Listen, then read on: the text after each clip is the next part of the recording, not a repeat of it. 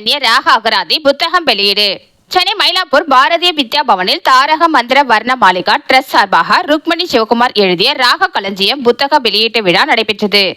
இந்த விழாவில் இசையமைப்பாளரும் பாஜக மாநில மற்றும் அயலக தமிழ் வளர்ச்சி தலைவர் கலைமாமணி தீனா, திரைப்பட பாடகர் சங்கீத வித்வான் ஸ்ரீ TL மகாராஜன், பாரதிய வித்யா பவன் சென்னை கேந்திர இயக்குனர் கலைமாமணி ஸ்ரீ KN ராமசாமி, இசையமைப்பாளர் லிடியன், திருமதி அருள்மதி, வாய்ஸ் கல்ச்சர் ஸ்டுடியோ நிறுவனரும் இசையமைப்பாளருமான ராணா வசந்த், இசை மேதை கல்யாணி மற்றும் கர்நாடக இசை வித்வான்கள், மேதைகள், அறிஞர்கள் கலந்து கொண்டு புத்தக வெளியீட்டில் சிறப்பித்தனர்.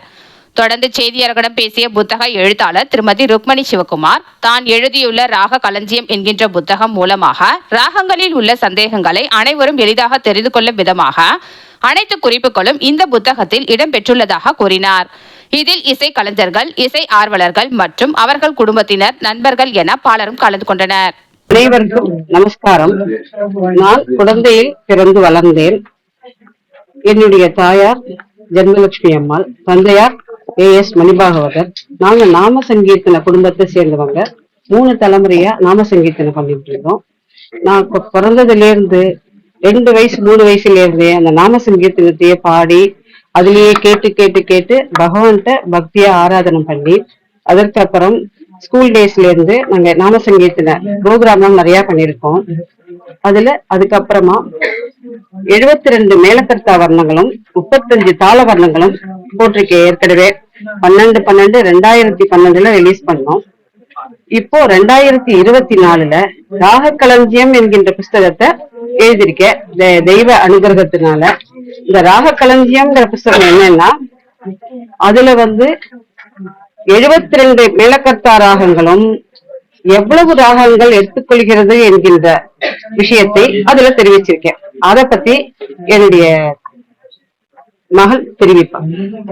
நிறைய புக்ஸ் நம்ம பார்த்திருப்போம். ஒரு சில புக்ஸ் எதுக்கு இருக்கும்னாக்கா, வர்ணத்தை பேஸ் பண்ணி நிறைய புக் இருக்கும், கீர்த்தனையை பேஸ் பண்ணி நிறைய புக் இருக்கும், சாங்ஸை பேஸ் பண்ணி நிறைய புக் இருக்கும். ஆனா வர்ணம், கீர்த்தனை, சாங் எல்லாத்துக்குமே பேஸ் எது அப்படின்னு பார்த்தோம் அப்படின்னாக்கா ராகங்கள்.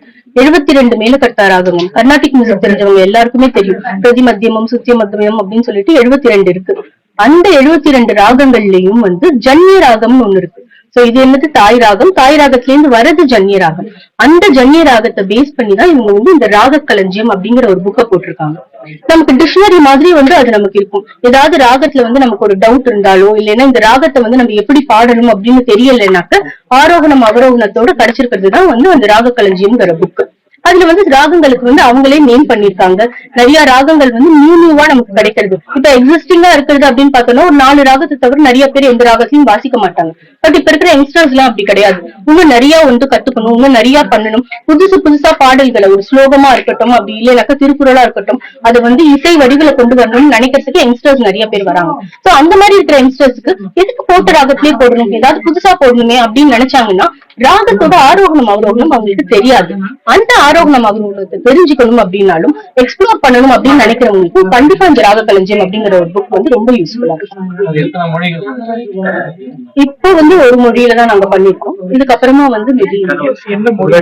எழுதிருக்காங்க. இதுக்கு முன்னாடி அவங்க என்ன புக் எழுதிருக்காங்கன்னா, 72 மேலக்கர்த்தா ராகத்துக்கும் வர்ணங்கள் போட்டிருக்காங்க.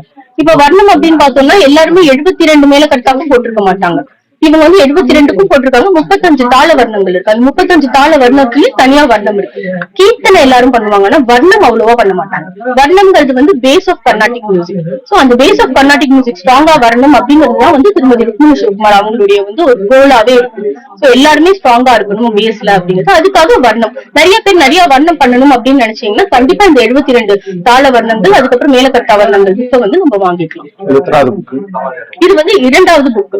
ஆல்ரெடி 2 புக் பண்ணிட்டாங்க. இது செகண்ட் புக் லான்ச்.